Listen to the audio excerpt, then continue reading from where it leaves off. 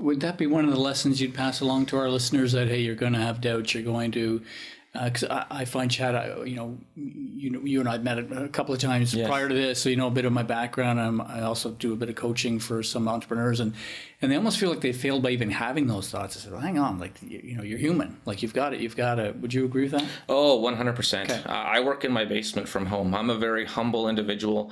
I don't need to, have the flash or anything, but with that support is essential, because when you're isolated like I am, knowing who I can reach out to when I'm having a bad day, it's going to be over Zoom, because, I don't have that personal interaction that, a lot of people, have at work, but it's vital, because regardless of the path that you go in, in any stretch of life, whether it's work, personal, there's going to be ups and downs, and having that group behind you, for me was really important.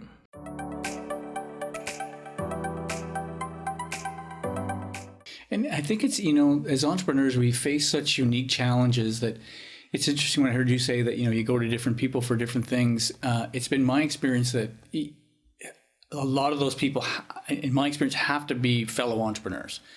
Because you talk to the average person that doesn't have their own business, doesn't have the pressures, like you said, of making payroll. You're responsible for your team. It's really, they can be sympathetic, and they can be, depending on your relationship, a good ear for you to. But it's really hard for them to fully understand what you're going through. Whereas someone that's in the trenches day to day with you gets it right. I find anyway. Have you found that they just get it? Yeah, most definitely. When you have those peer groups, and especially being remote from a lot of my family and friends in British Columbia, over the 12 years, my network has just, grown a bit smaller, just because keeping in touch with everyone on a daily basis isn't reasonable. And as the people I typically go to with questions or support, or who I travel with now with my family and so forth, it's funny that you mentioned that, Pat. 90% of them would be fellow entrepreneurs who've done their own thing at one time. Some of them have gone on to other opportunities, but having that sense of shared experience, even though it might be a different company, having that sense of relation, I think, allows those conversations to get deeper and having more meaningful support, for sure.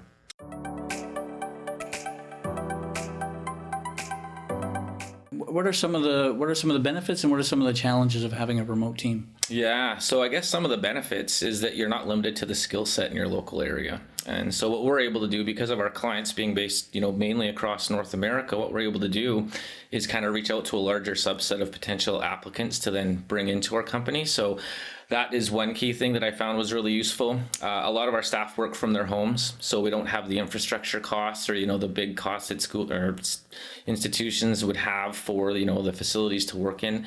The other part is technology is becoming more and more, within our society. So it's not as a big of a deal to be communicating with someone looking at a screen, as opposed to you and I sitting across from each other right now.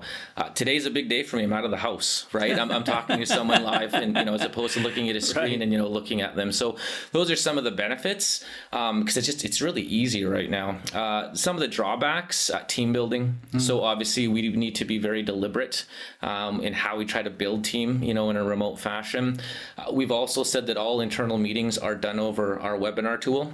We don't email as much because, as you know, words can be misinterpreted or have a tone that isn't intended. The other part too is ensuring you have other support. So like we use a communication tool called Slack, and that's been extremely helpful to help prevent some of those challenges you would have, from a remote setup. But the other thing with the final, challenge I would have is that personal connection. So we do have limited opportunities to get together. It's usually once or twice a year, and we do try to facilitate those opportunities. But not having that opportunity to have that rich interpersonal interaction, we've done fairly well, I think, to try and generate that sense of belonging. Communicating the vision and the goals, and then having people buy in, whether it's my staff in Halifax, Vancouver, down in Milwaukee, wherever they may be.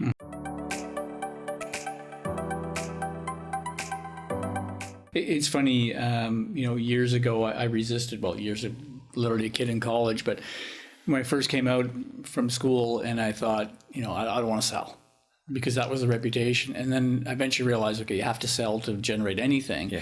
And it occurred to me that if you do it the right way, if you do it with integrity, do it, you do it with honor, so to speak, that you can, first of all, do very well for yourself and have a lot of success, but you can sleep well at night, no problem. That it doesn't have to be this traditional Herb Tarlick type mentality. But it's funny, some of the younger entrepreneurs that I work with, they're afraid of selling.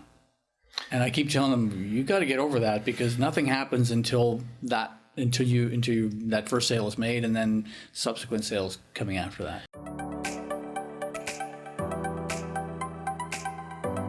I find when you're in the race, especially as a young entrepreneur, not giving yourself enough time to reflect. That would be something, I guess, would be a key takeaway is from my own experiences, when I found that time in my day to sit back and reflect, it allowed me then to become more efficient, more effective. Things became more meaningful and so forth. So self-reflection and being able to say, okay, this worked, this didn't work. What are we going to tweak, as opposed to ostrich, head in the sand, grunt work, grind it, be done. And it didn't have the quality that it should have.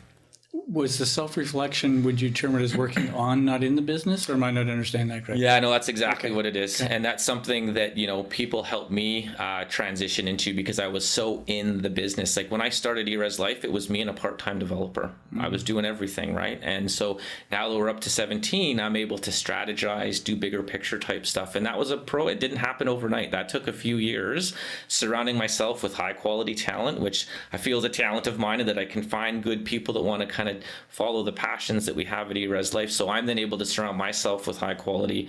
I then am comfortable to let my baby go, if you will, to on the day-to-day side, right? Because I feel very personally attached to my company, and letting go of those strings or having those strings cut was a bit of a transition. But to your point, is working in the company versus working on the company. And when you get to that on part, that's where the reflection part and those pieces that I was sharing earlier is so instrumental. And when someone gets that, that they're on their way.